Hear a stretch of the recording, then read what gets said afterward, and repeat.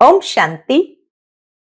आज 14 फरवरी 2024 और आज भारत में विशेष वसंत पंचमी के रूप में सभी मां सरस्वती की आराधना करते हैं।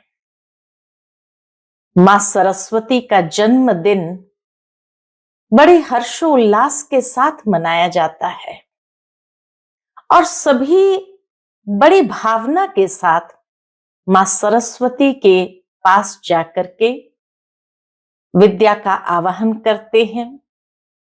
स्वयं में ज्ञान की वृद्धि हो, उसके लिए अपने बौद्धिक प्रभा को बढ़ाने का वरदान मांगते हैं और आध्यात्मिक प्रज्ञा को स्वयं में विकसित करने के लिए विशेष तपस्या करते हैं। दूसरी ओर कहा जाता है कि श्री राम जब वनवास में थे तो मां सीता की खोज में जब वो मां शबरी के द्वार तक पहुंचे तो कहा जाता कि मां शबरी ने कितने समय से झूठे बैर इकट्ठे किए थे कि मेरे राम आएंगे, उनको खिलाऊंगी। और वसंत पंचमी के दिन ही श्री राम मां शबरी से मिले और उनके झूठे बैर को स्वीकार किया बड़ी श्रद्धा और भावना के साथ। तो एक और प्रीत की रीत निभाई, तो प्रीत का दिन भी है और ज्ञान का दिन भी है। ज्ञान और प्रीत दोनों का आपस में बहुत गहरा संबंध भी है, क्योंकि परमात्मा के साथ का प्यार तभी हो सकता जब यथार्थ पहचान हो। ऋतु परिवर्तन का समय है, शीतकाल समाप्त होकर चारों ओर वसंत ऋतु का आरंभ का दिन। इसीलिए नई ऊर्जा, नई शक्ति, नए विचारों के साथ नई दिशाओं को खोजने का यह दिन माना जाता है। जो शीत लहर है वो समाप्त होकर के चारों ओर नई पत्तियां, नए फूल खिलने लगते हैं, अर्थात मनुष्य का मन भी हर्षोल्लास के साथ भर जाता है।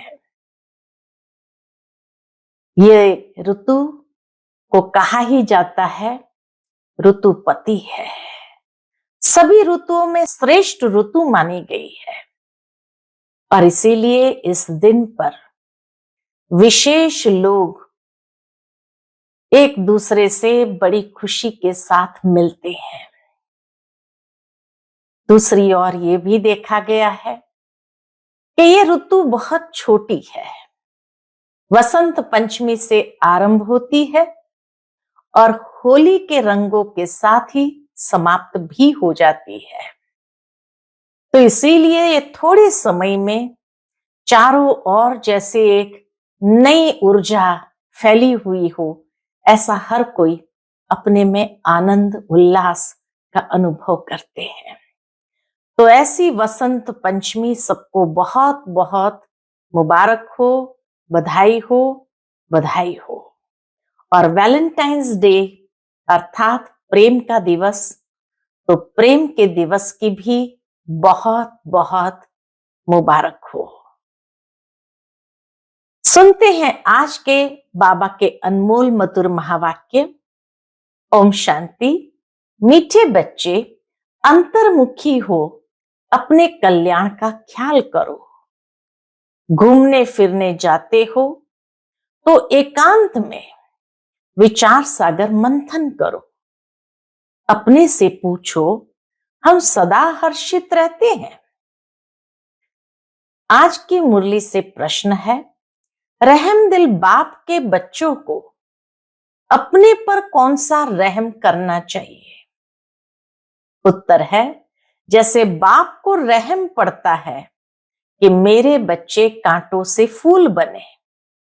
बाप बच्चों को गुलगुल बनाने की कितनी मेहनत करते हैं, तो बच्चों को भी अपने ऊपर तरस आना चाहिए कि हम बाबा को बुलाते हैं, हे पतित पावन आओ, फूल बनाओ।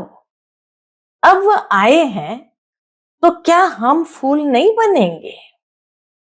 रहम पड़े, स्वयं पर रहम पड़े तो देही अभिमानी रहे।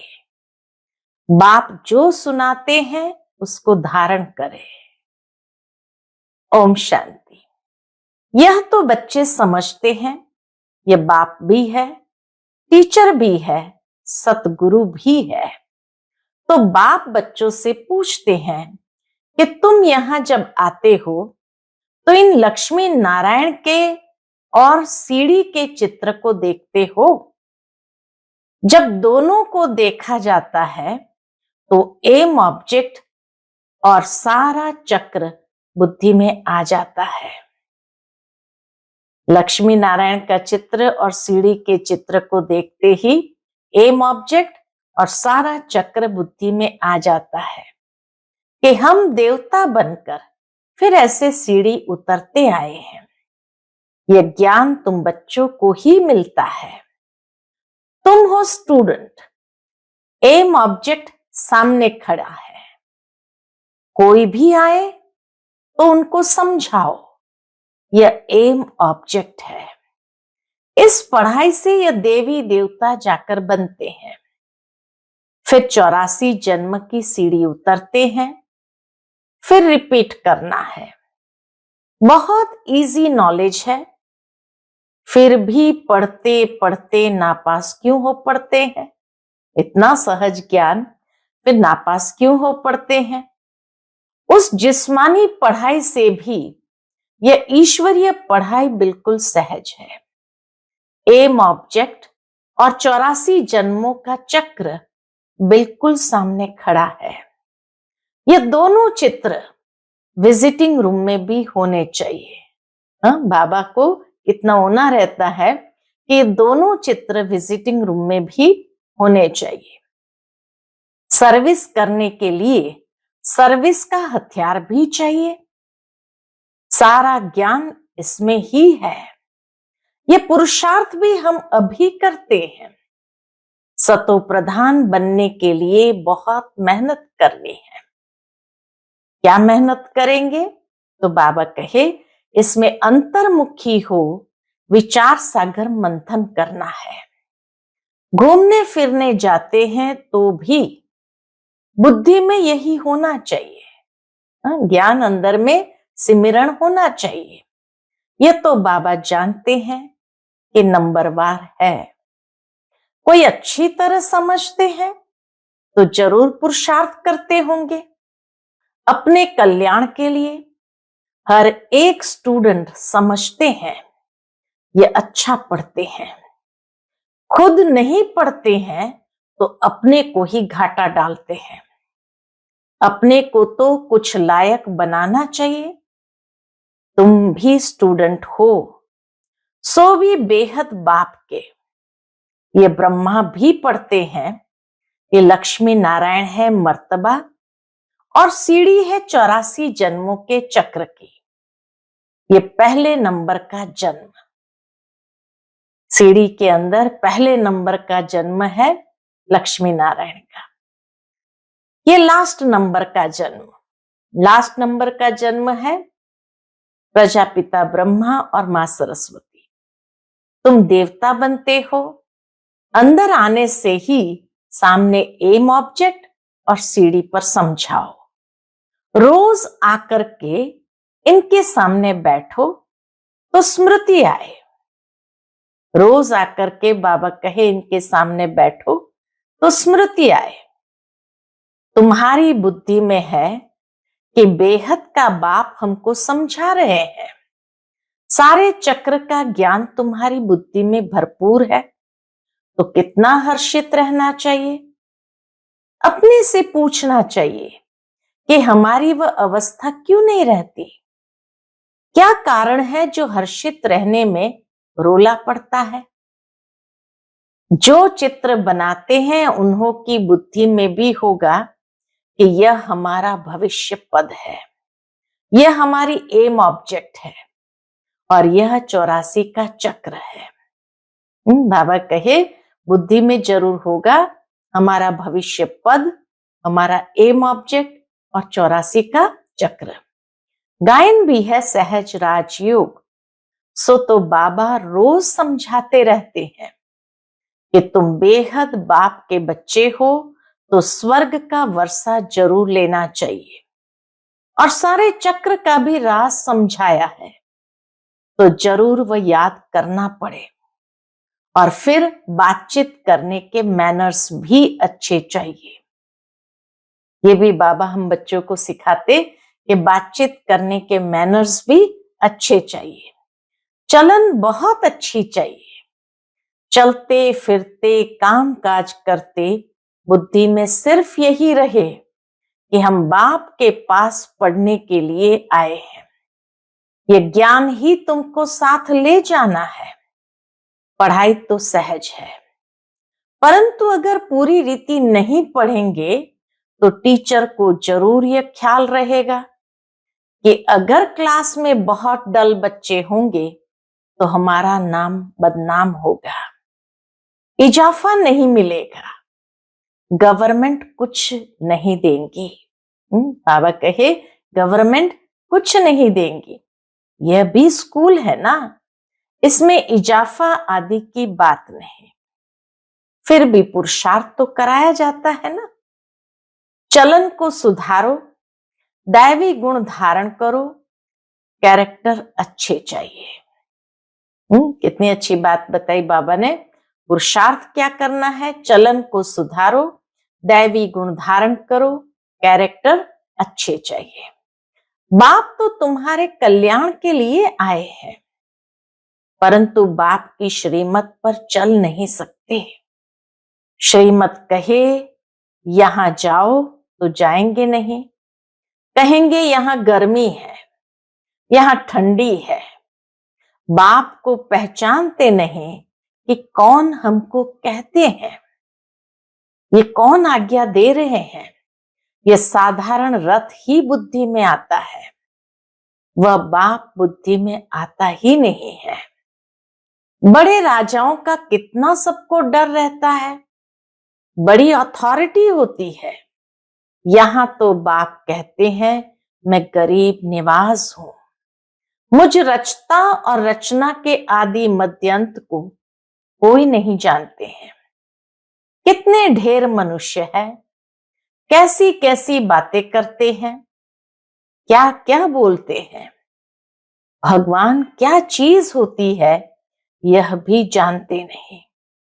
वंडर है ना। बाप कहते हैं मैं साधारण तन में आकर अपना और रचना के आदि मध्य अंत का परिचय देता हूं। 84 की यह सीढ़ी कितनी क्लियर है। बाप कहते मैंने तुमको यह बनाया था, अब फिर बना रहा हूं। तुम पारस बुद्धि थे, फिर तुमको पत्थर बुद्धि किसने बनाया।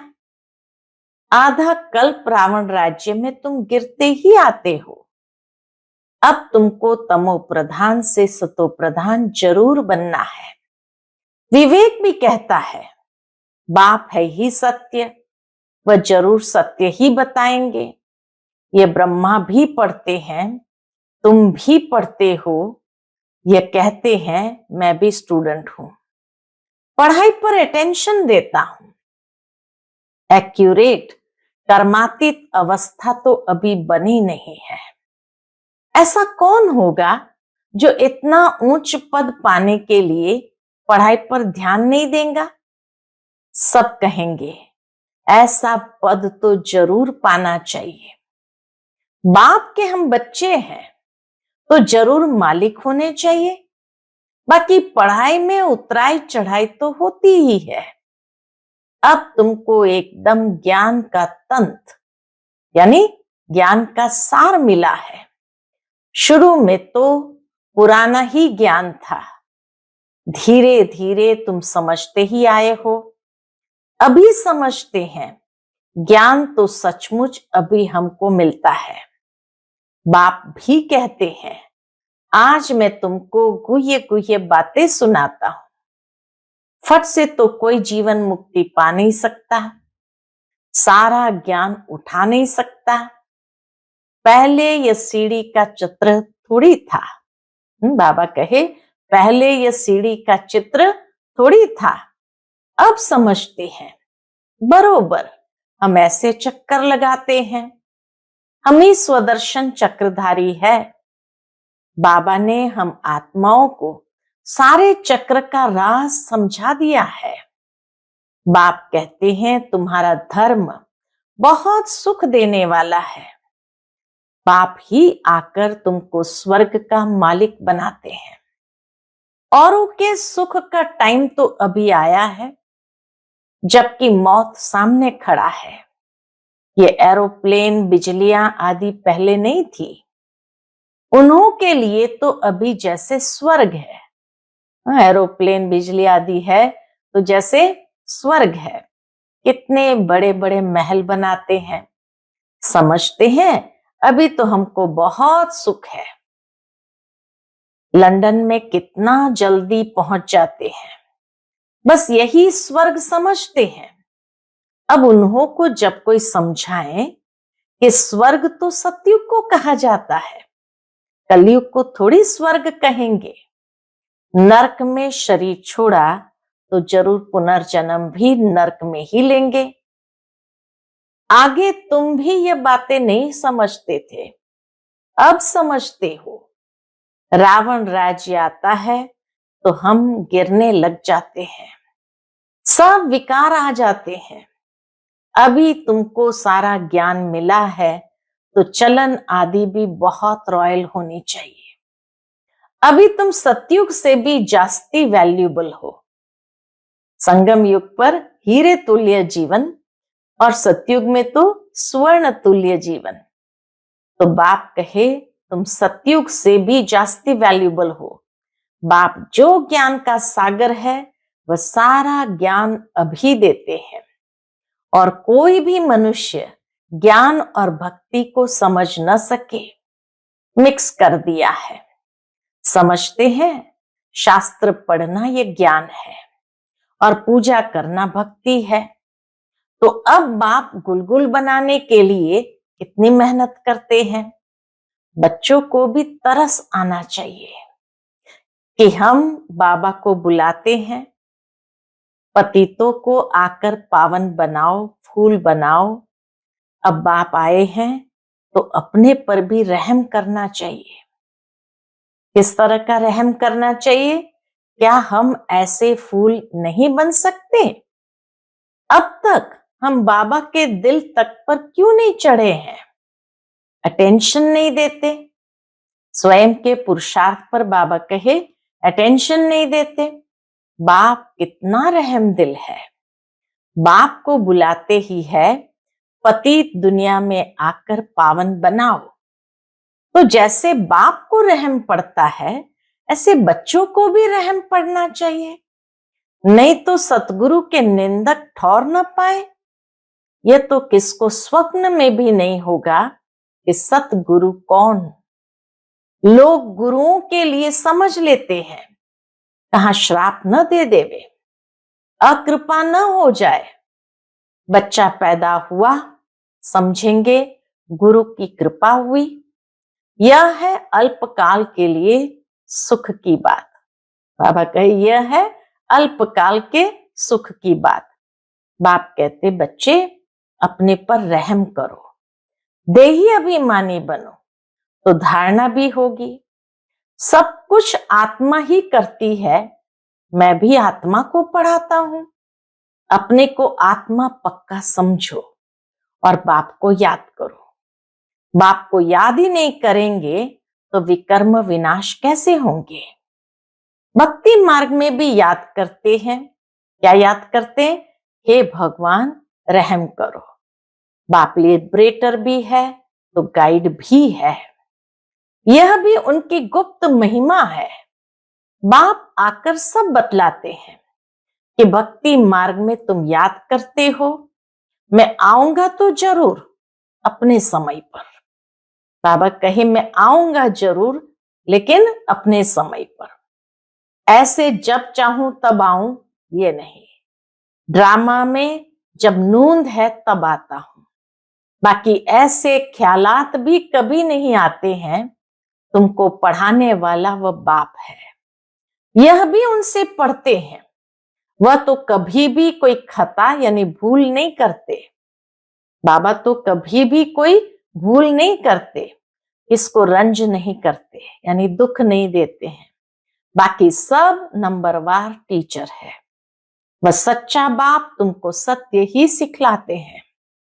सच्चे के बच्चे भी सच्चे, फिर झूठे के बच्चे बनने से क्या हो जाते हैं? आधा कल्प झूठे बन पड़ते हैं। सच्चे बाप को ही भूल जाते हैं। पहले पहले तो समझाओ कि ये सतयुगी नई दुनिया है या पुरानी दुनिया है, तो मनुष्य समझे। ये प्रश्न बहुत अच्छा पूछते हैं। इस समय सभी में 5 विकार प्रवेश है। वहां 5 विकार होते नहीं।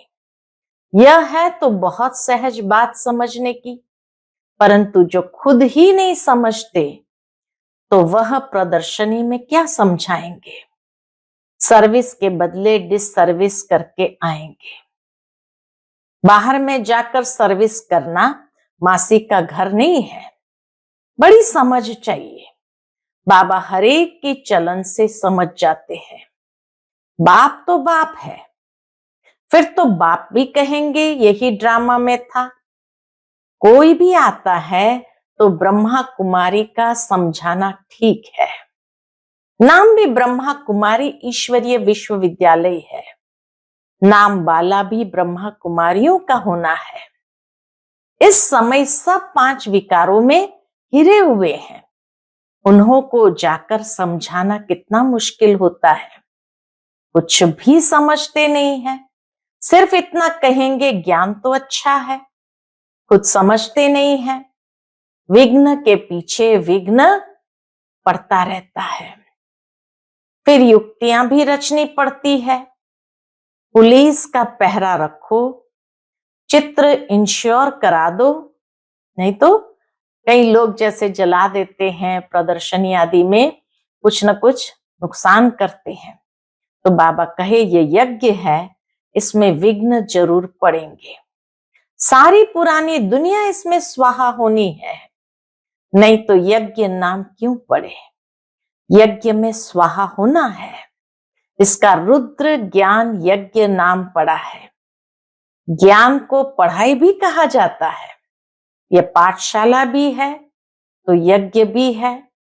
तुम पाठशाला में पढ़कर देवता बनते हो, फिर यह सब कुछ इस यज्ञ में स्वाहा हो जाता है। समझा वही सकेंगे जो रोज प्रैक्टिस करते रहेंगे। अगर प्रैक्टिस नहीं होगी तो वह क्या बात कर सकेंगे?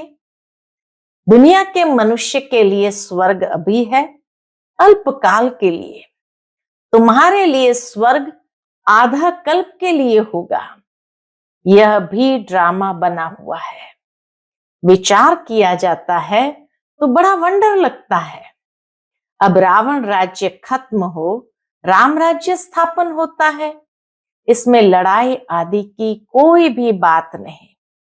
यह सीढ़ी देख लोग वंडर खाते हैं तो बाप ने क्या क्या समझाया है। ये ब्रह्मा भी बाप से ही सीखा है, जो समझाते रहते हैं। बच्चियां भी समझाती है। जो बहुतों का कल्याण करते हैं उन्हों को जरूर जास्ती फल मिलेगा। पढ़े हुए के आगे अनपढ़े जरूर भरी डोएंगे। बाप रोज रोज समझाते हैं। क्या समझाते हैं? अपना कल्याण करो। इन चित्रों को सामने रखने से ही नशा चढ़ जाता है। इसलिए बाबा ने कमरे में ये चित्र रख दिए हैं। एम ऑब्जेक्ट कितनी सहज है। इसमें कैरेक्टर्स बहुत अच्छे चाहिए। दिल साफ तो मुराद हासिल हो सकती है। दिल साफ तो मुराद हासिल हो सकती है। अच्छा, मीठे मीठे सिकिलधे बच्चों प्रति माता पिता बाप दादा का याद प्यार और गुड मॉर्निंग। रूहानी बाप की रूहानी बच्चों को नमस्ते। हम सभी रूहानी बच्चों की रूहानी बाप दादा को याद प्यार, गुड मॉर्निंग और नमस्ते। नमस्ते, शुक्रिया बाबा, शुक्रिया। आज की मुरली से धारणा के लिए मुख्य सार है। पहली पॉइंट, सदा स्मृति में रखना है कि हम बेहद बाप के स्टूडेंट हैं। भगवान हमें पढ़ाते हैं, इसलिए अच्छी तरह पढ़कर बाप का नाम बाला करना है। अपनी चलन बड़ी रॉयल रखनी है। दूसरी पॉइंट, बाप समान रहमदिल बन कांटे से फूल बनना और दूसरों को फूल बनाना है। अंतर्मुखी बन अपने व दूसरों के कल्याण का चिंतन करना है। आज का बाप दादा का मधुर वरदान हम बच्चों के प्रति है। हलचल में दिल शिकस्त होने के बजाय बड़ी दिल रखने वाले हिम्मतवान भव। हलचल में दिल शिकस्त होने के बजाय बड़ी दिल रखने वाले हिम्मतवान भव। कभी भी कोई शारीरिक बीमारी हो, मन का तूफान हो, धन में या प्रवृत्ति में हलचल हो, सेवा में हलचल हो, उस हलचल में दिल शिकस्त नहीं बनो, बड़ी दिल वाले बनो। जब हिसाब किताब आ गया, दर्द आ गया, तो उसे सोच सोच कर दिल शिकस्त बन बढ़ाओ नहीं, हिम्मत वाले बनो। ऐसे नहीं सोचो हाय क्या करूं, हिम्मत नहीं हारो, हिम्मतवान बनो तो बाप की मदद स्वतः मिलेगी। आज का स्लोगन है, किसी की कमजोरी को देखने की आंखें बंद कर मन को अंतर्मुखी बनाओ। किसी की कमजोरी को देखने की आंखें बंद कर मन को अंतर्मुखी बनाओ। अच्छा, ओम शांति।